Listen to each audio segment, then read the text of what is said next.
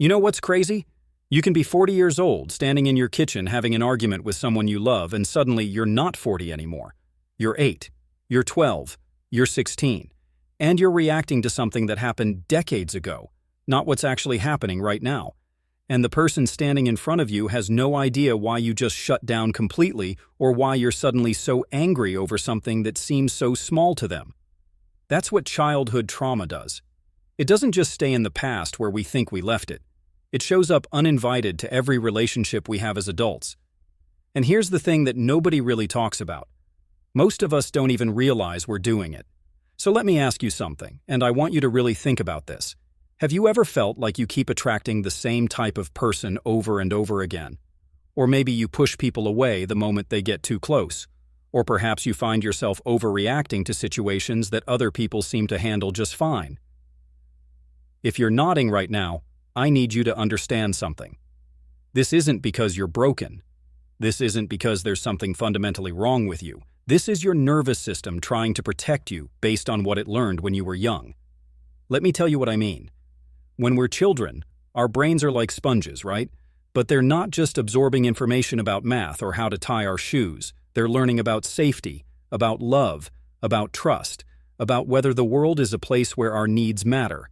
And when trauma happens during those crucial years, whether it's big trauma like abuse or neglect, or what people call little trauma like emotional unavailability, or inconsistent parenting, our brain creates a blueprint. A blueprint for how relationships work, for what we deserve, for what's normal. And here's where it gets really interesting. That blueprint? It lives in our body. It's not just a set of thoughts we can simply think our way out of. It's in our nervous system, in our gut reactions, in the way our heart races when someone raises their voice even slightly, or in the way we feel physically ill when we think about being vulnerable with someone. Think about it like this. If you grew up in a house where love was conditional, where you only got attention when you were perfect or when you achieved something, what did you learn? You learned that you have to earn love. You learned that who you are at your core isn't enough. So now, as an adult, you're in a relationship with someone who genuinely loves you for who you are, but you can't accept it. You can't believe it. You're constantly performing, constantly trying to be enough, constantly waiting for the other shoe to drop. And when your partner says they love you just for being you, it doesn't compute. It doesn't match the blueprint. So you might push them away, test them, or sabotage the relationship because deep down, the scared kid inside you is saying, "This can't be real, this isn't how love works." Or maybe you grew up in a home where your emotions were dismissed. Maybe when you cried, you were told to stop being dramatic. When you were angry, you were punished. When you were scared, you were told there's nothing to be scared of. What did that teach you? It taught you that your feelings don't matter, that expressing your needs is dangerous, that you have to handle everything on your own. So now, as an adult, you're in a relationship and you can't communicate your needs. You can't tell your partner when something bothers you. You bottle everything up until you explode, or you just disconnect entirely. And your partner is sitting there confused, saying, "I can't read your mind. Why won't you just talk to me?" But for you, talking about your feelings feels like you're asking to be hurt all over again. Let's talk about attachment for a second, because this is huge. You've probably heard about attachment styles, right? Secure, anxious, avoidant, disorganized. These aren't just psychology buzzwords. They're patterns that form in childhood based on how our caregivers responded to us, and they dictate so much of how we show up in adult relationships. If your caregiver was consistently there for you, emotionally available, responsive to your needs, you probably developed what's called secure attachment. You grew up learning that people are generally trustworthy, that your needs matter, that it's safe to be vulnerable. And as an adult, you can handle intimacy, you can communicate, you can work through conflict without feeling like the relationship is ending. But if your caregiver was inconsistent, sometimes there and sometimes not, you might have developed anxious attachment. You learned that love is unpredictable. So now you're hypervigilant in relationships. You need constant reassurance. You're always worried about being abandoned. You might come across as needy or clingy, but really you're just terrified of losing the people you love because loss felt so random and uncontrollable when you were young. Or maybe your caregiver was emotionally unavailable or dismissive. You learned that depending on others leads to disappointment, so you developed avoidant attachment. Now, as an adult, intimacy feels suffocating. You value independence above all else. You might even choose partners who are unavailable because that feels familiar and safe. Getting too close triggers this deep anxiety, and your instinct is to pull away, to create distance, to protect yourself from the vulnerability that once led to pain. And then there's disorganized attachment, which often comes from more severe childhood trauma. This is when your caregiver was both your source of comfort and your source of fear.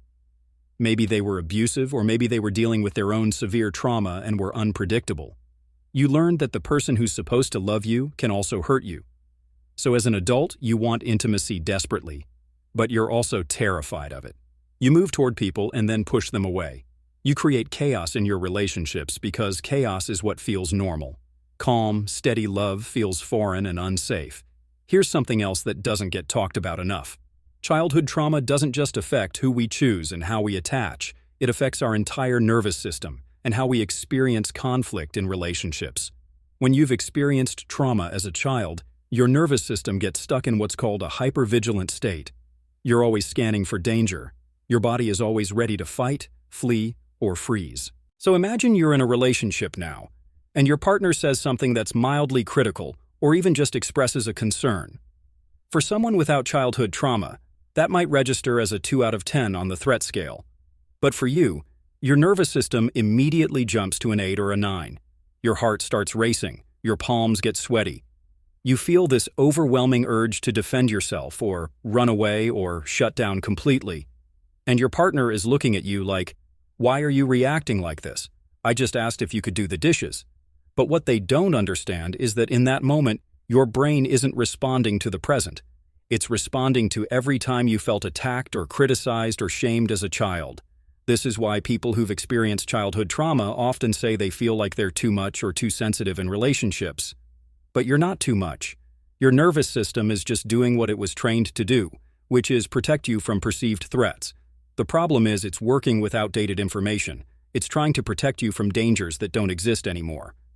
Let's talk about boundaries for a minute, because this is another area where childhood trauma shows up in really profound ways. If you grew up in an environment where your boundaries were constantly violated, where your no didn't mean no, where your privacy wasn't respected, where you weren't allowed to have your own feelings or opinions, you likely struggle with boundaries as an adult. This might look like not being able to say no to people even when you want to. It might look like constantly overextending yourself, people-pleasing, putting everyone else's needs before your own. Or it might swing the other way. Your boundaries might be so rigid that nobody can get close to you at all. You keep everyone at arm's length because letting people in feels dangerous.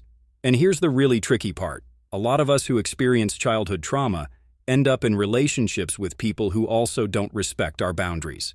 Not because we're unlucky, but because it's familiar. We're unconsciously drawn to what we know. If chaos and boundary violations were what love looked like when we were young, then healthy relationships where people respect our space and our no might actually feel wrong.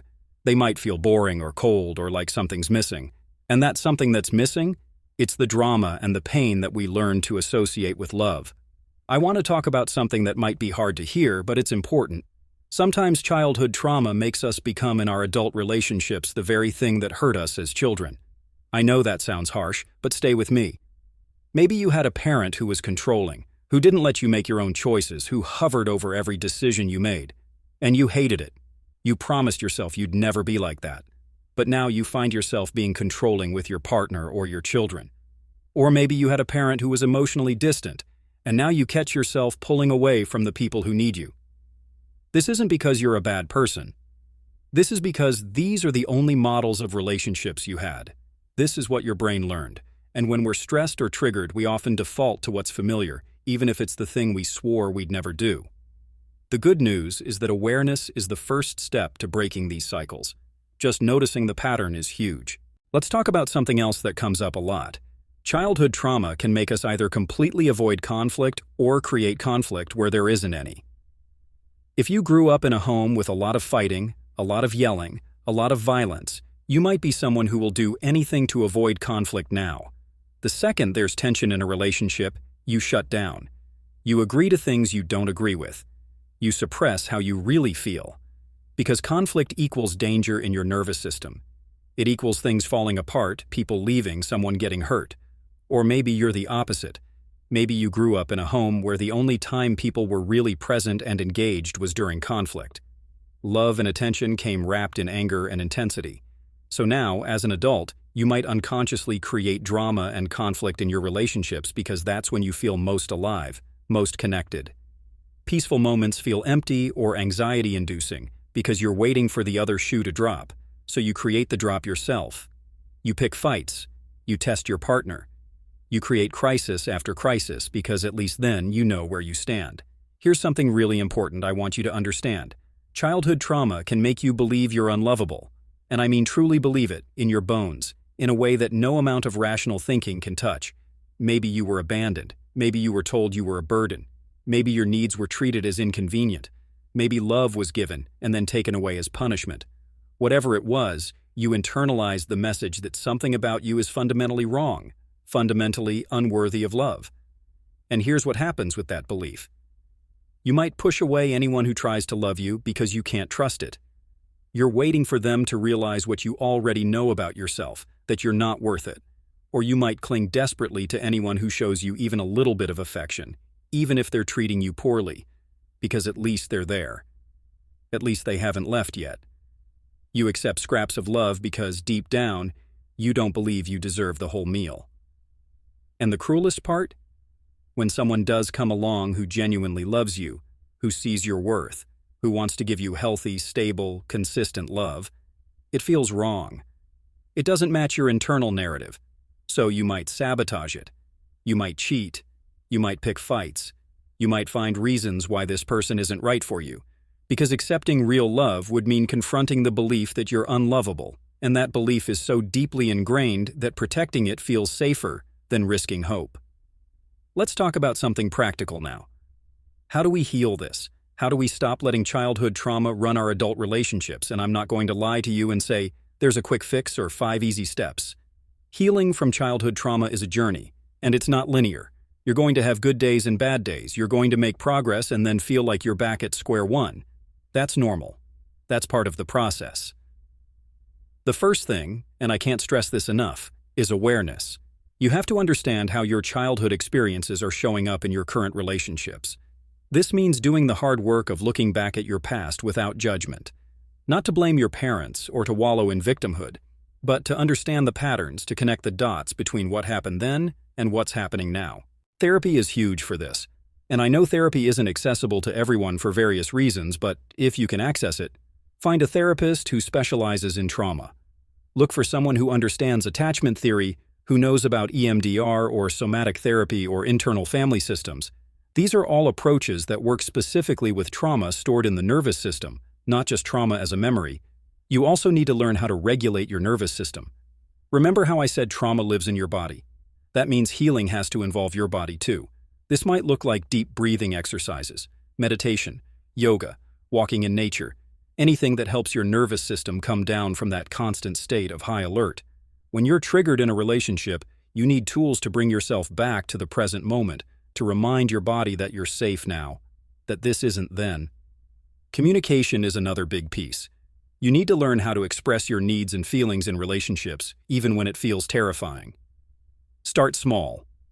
Practice with safe people. Use I statements.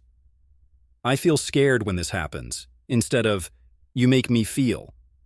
Learn to identify what you're actually feeling in the moment instead of just reacting. This takes practice, lots of it, and you're going to mess up. That's okay. You also need to learn how to choose partners differently. This is hard because our unconscious is so powerful. We're drawn to what's familiar, like moths to a flame. But you have to start paying attention to red flags. If someone feels too familiar, if the relationship feels like an emotional roller coaster from day one, if you're constantly trying to fix or save them, that's probably your trauma talking. Healthy relationships might actually feel a little boring at first because there's no chaos, no drama, no constant intensity. But boring can be beautiful. Boring can be safe. Boring can be where real love grows. And here's something that's really important. You need to grieve. You need to grieve the childhood you didn't have. You need to grieve the love you deserved but didn't receive. You need to grieve the innocence that was taken from you. A lot of us skip this step. We want to just move forward, be positive, Focus on the future. But you can't heal what you don't acknowledge. You can't move forward if you're still carrying all that unprocessed pain. So let yourself feel it. Let yourself be angry. Let yourself be sad. Let yourself mourn what should have been. Here's the thing about healing from childhood trauma. It's not about becoming a completely different person. It's not about erasing your past or pretending it didn't happen. It's about creating new neural pathways, new patterns, new ways of being in relationships. It's about learning that what happened to you as a child doesn't have to dictate your entire life. You can rewrite the blueprint. It takes time. It takes effort. It takes support. But it's possible. And I want to say this too because I think it's important. Healing doesn't mean you're never triggered again. It doesn't mean you never have bad days or fall back into old patterns. Healing means you recognize it faster. You course correct quicker. You have compassion for yourself when you slip up. You communicate with your partner about what you're going through instead of just reacting. You ask for what you need instead of expecting people to read your mind. You take responsibility for your healing while also holding space for the fact that what happened to you wasn't your fault. One more thing I want to touch on. If you're in a relationship right now and you're realizing how much your childhood trauma is affecting it, you might be feeling a lot of guilt or shame. You might be thinking about all the times you pushed your partner away or overreacted or couldn't give them what they needed. And I want you to take a breath and give yourself some grace. You were doing the best you could with the tools you had. You were operating from a nervous system that was in survival mode. That doesn't make the impact on your relationship any less real, but it also doesn't make you a bad person. If your relationship is worth fighting for, have a conversation with your partner. Help them understand what you're going through. Share your triggers with them. Tell them what you need when you're activated. Most people who love us want to support us, but they need to know how. They need to understand that when you shut down, it's not about them. When you push them away, it's not because you don't love them. It's because you're scared. And sometimes just having that conversation can change everything. But also, and this is important, your partner can't fix you. Your partner can support you, can be patient with you, can hold space for you, but your healing is your responsibility. Don't put the weight of reprinting you on your partner. That's not fair to them, and it's not going to work anyway. You need to do this work for yourself, not for your relationship, not for your partner, but for you. I also want to acknowledge that sometimes, despite our best efforts, we find ourselves in relationships that we need to leave. If you're in a relationship where your trauma is being weaponized against you, where your vulnerabilities are being used to manipulate you, where you're being re-traumatized over and over again, it's okay to walk away. Healing doesn't always mean staying and working it out. Sometimes healing means recognizing that this relationship is preventing you from healing and having the courage to choose yourself. So where does this leave us? Here's what I want you to take away from this. Your childhood trauma doesn't define you, but it has shaped you. It's affected your relationships in ways you might not have even realized until now. But here's the beautiful thing. You're not that powerless child anymore. You're an adult now. You have agency. You have choices. You can learn new ways of being. You can heal. You can have the healthy, loving, secure relationships you deserve. It's not going to be easy. Some days you're going to feel like you're taking 10 steps backward. Some days you're going to react in ways that make you cringe. Some days you're going to feel hopeless, like the past has too much of a grip on you. But I promise you, with awareness, with support, with therapy, with self-compassion, with practice, you can change these patterns. You can break these cycles. You can write a different story for your life. And here's the really powerful part. When you do this work, when you heal your own trauma, you're not just changing your life. You're changing the trajectory for future generations. You're breaking cycles that might have gone on for generations in your family. You're showing up differently for your children if you have them. You're modeling what healthy relationships look like. You're proving that the past doesn't have to be the future. So if you're watching this and you're recognizing yourself in what I'm saying, I want you to know that you're not alone. There are millions of us walking this path, trying to heal from what happened to us so we can love and be loved the way we always deserved. It's hard work. It's the hardest work you'll ever do. But you're worth it. The relationships you want are worth it. The peace you're seeking is worth it. Start today. Start with one small step.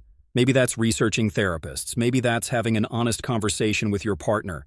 Maybe that's just sitting with yourself and acknowledging that what happened to you as a child has affected you as an adult, and that's okay. Maybe it's choosing to believe, just for today, that you're worthy of love, that you're not broken, that you can heal. Your childhood happened. You can't change that. But your future? Your future is unwritten, and you get to decide what it looks like. You get to decide what kind of relationships you want to have. You get to decide that the trauma stops with you. So take that power back. Do the work. Be patient with yourself. Surround yourself with people who support your healing. And know that on the other side of this work is a version of you who can love and be loved in ways that feel safe, in ways that feel real, in ways that feel like home. If this video resonated with you, do me a favor and hit that like button. Drop a comment below and let me know what came up for you while watching this. What patterns did you recognize in yourself? What's one thing you're going to do differently in your relationships? And if you want more videos about healing, about relationships, about becoming the person you're meant to be, subscribe to this channel and hit that notification bell. We're all in this together, and I'm here to support you on this journey. You've got this. I believe in you, and I'm so proud of you for even watching this video, for having the courage to look at this stuff, to want to grow, to want to heal. That takes strength, so keep going. Your future self is waiting for you, and they're going to thank you for doing this work. I'll see you in the next video.